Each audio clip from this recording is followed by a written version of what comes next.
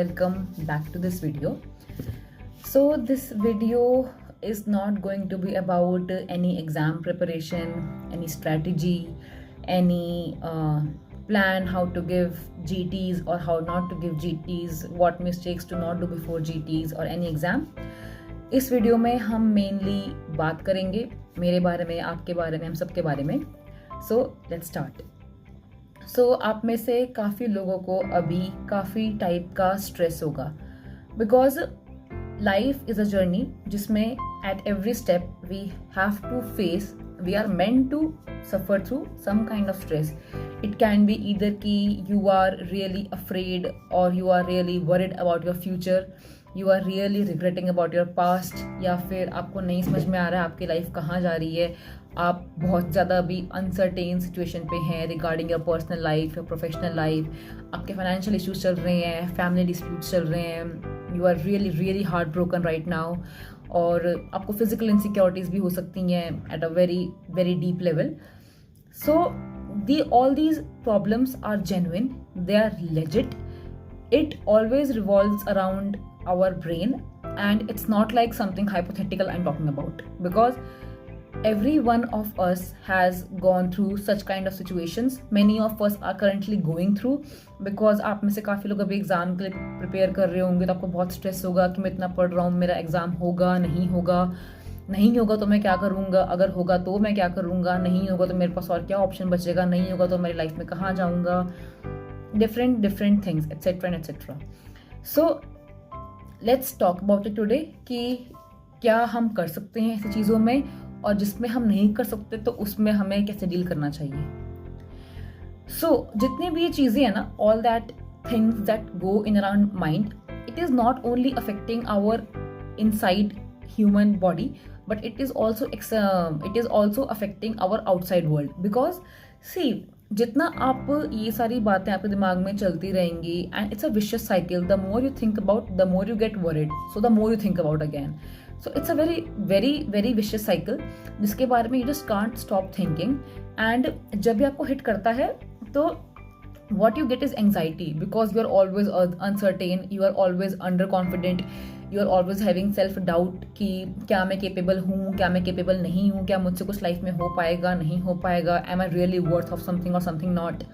So all these gives rise to anxiety, and जब हमें anxiety hit करती है, we are really not in a good mental health, we are not able to really contemplate, and हमारे जो outside world है कि हम हमेशा इतने इरिटेबल होते हैं, we are really not having a good time in either our professional और आवर पर्सनल लाइफ. वो हमारे आगे पीछे पेरेंट्स, पार्टनर, भाई बहन सबको अफेक्ट करती है, बिकॉज ना हम ढंग से बात करते हैं, ना हम उनसे ढंग से कुछ तरीके के काम कर पाते हैं, ना हम कुछ ग्रोथ कर पाते हैं, ना हम अपने लिए कुछ अच्छा कर रहे होते हैं. Days are just passing by. हमें ऐसा लगता है कि डेज जस्ट निकल रहे हैं, कुछ भी नहीं हो पा रहा. And if you are someone who is really into motivation and discipline, who really wants something big out of their life, उन लोगों के लिए तो स्पेशली, बिकॉज उन्होंने इतना सब कुछ अपने माइंड में बना रखा होता है, मुझे ये भी करना है, वो भी करना है, इस एज तक ये भी करना है, वो भी करना है.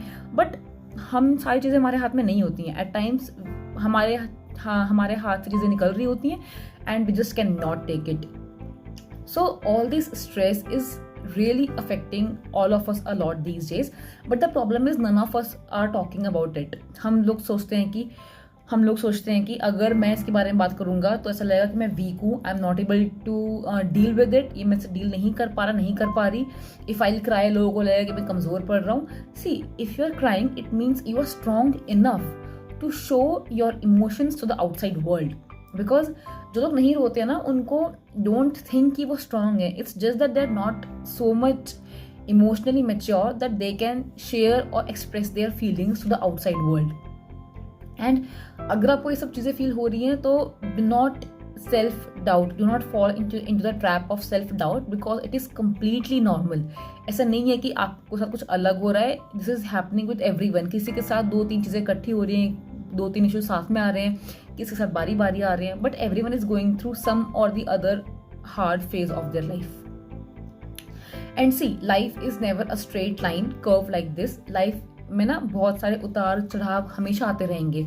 उतार ज़्यादा होंगे, चढ़ाव कम होंगे. जो उतार होंगे बहुत ज़्यादा गहरे होंगे, बहुत ज़्यादा तीखे होंगे, एकदम आप रॉक बॉटम हिट कर जाओगे, आपको नहीं समझ में आएगा उस टाइम क्या करूं, कहाँ जाऊं, किससे हेल्प मांगूं, क्या अपने आप को सुधार लाऊं, क्या मैं ऐसा करूं कि मैं इस दलदल से बाहर निकल आऊं। सी, आपकी प्रॉब्लम्स में ना दो चीज़ें हैं, एक तो वो जो आप जिनके बारे में आप कुछ कर सकते हो, और दूसरी जिनके बारे में आप कुछ नहीं कर सकते। पहले हम बात करेंगे जिनके बारे में आप कुछ नहीं कर सकते। सपोज आपके कुछ, if you have lost a loved one और you are going through a heartbreak, या फिर आपके घर में कोई फैमिली डिस्प्यूट चल रहा है, तो there are many times you just can not do anything, because आप कुछ भी करोगे तो आपको लगता है कि चीज़ें बिगड़ जाएंगी, तो you just try not to do anything. See, all these bad phases are like a very very big oceanic wave जो आपके ऊपर से जा रही है। तो if you try to stand straight and get above that wave, आप डूबोगे ही डूबोगे। देयर इज नो वे कि you will surf above that. So what you have to do, just bow down your head and let the oceanic wave pass, because time heals everything. As the time will pass, it will heal you, but अभी आपको surrender करना पड़ेगा towards the time। आपको मानना पड़ेगा आपका time खराब है, you cannot do anything। what you can do is just do your work, whatever आप काम कर रहे हो उसमें आपको रिजल्ट मिले या ना मिले, आपको उसमें सक्सेस दिखे या ना दिखे, you cannot stop doing work towards it। अगर आपको रिजल्ट में मार्क्स नहीं दिख रहे हैं, अगर आपके रिलेशनशिप में कुछ ग्रोथ नहीं है, कुछ चीज़ें नहीं चल रही हैं, don't give up on anything, because it's just a bad phase, it's just an oceanic wave. वो निकल जाएगी, बैड फेज निकल जाएगा, एंड जितनी भी आपने इस टाइम मेहनत करी है वो एक ना एक दिन रंग पक्का लाएगी आपके सामने, क्योंकि and you will thank your self कि आपने गिव अप नहीं किया उस टाइम पे, जब you were meant to give up, आपने गिव अप नहीं किया and you just stood strong. दूसरी चीज़ें जिसमें आप कुछ कर सकते हो, फॉर एग्जांपल आपके जीटी में मार्क्स कम आ रहे हैं या फिर आपको एग्ज़ाम की स्ट्रेस बहुत ज़्यादा है, तो उसके लिए आप पढ़ सकते हो। अगर आपको फाइनेंशियल इश्यूज करंटली लग रहे हैं तो आप प्रायोरिटाइज करो। Suppose if you are not preparing for any exam and you have, आपने नेक्स्ट ईयर का एग्जाम देने का प्लान कर रखा है, if you have time you can take a part-time job somewhere and then can manage your time as a work and study schedule.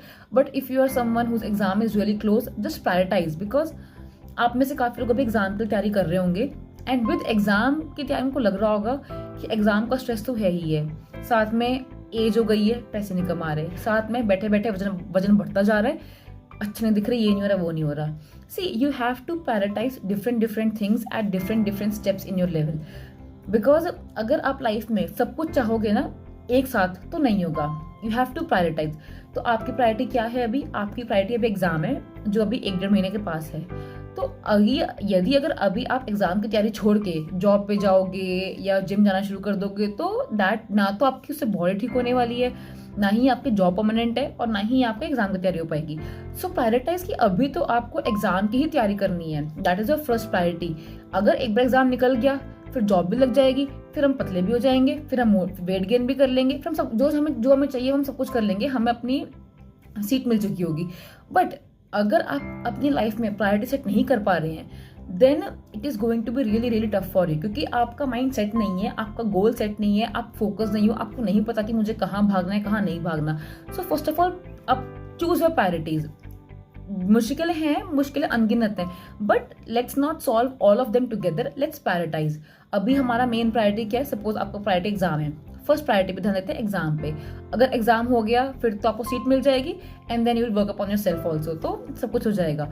अगर आप अभी मत सोचो कि आप मोटे हो रहे हो, पतले हो रहे हो, वजन घट रहा है, वजन बढ़ रहा है, दाने निकल रहे हैं, स्ट्रेस हो रहा है, देखने में अच्छा नहीं लग रहा, हमें डार्क सर्कल्स बढ़ रहे हैं, अभी सब कुछ छोड़ दो। अभी आपका मेन फोकस होना चाहिए आपका एग्जाम, बिकॉज एग्जाम हो गया तो उसके बाद all things will start to get in place. I am not saying कि आपके एग्जाम के बाद सारी प्रॉब्लम्स दूर हो जाएंगी, but few of them will get in place.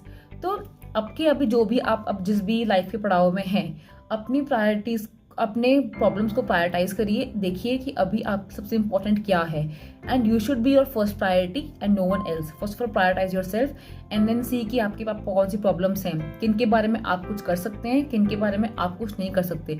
जिनके बारे में आप कुछ नहीं कर सकते, जस्ट बिलीव कि ऊपर कोई ना कोई बैठा है हमारे ऊपर। आप जिस भी धर्म से आते हैं, आप बस एक बिलीफ रखिए कि ऊपर कोई बैठा है जिसने हमारी कहानी लिखी है, and your plan is not so good but his plan is always better than yours. तो अगर आपको भी लग रहा है कि मुझे नहीं समझ में आ रहा मैं कहाँ जा रहा हूँ, मेरी लाइफ कहाँ चल रही है, जस्ट हैव अ बिलीफ कि someone is sitting up there who is writing your story. Maybe आपको ये फेज अच्छा नहीं लग रहा बट कुछ पाने के लिए कुछ खोना पड़ता है. So there must be really something really good that is waiting for you. You just have to trust the process, let the bad phase pass and do not give up.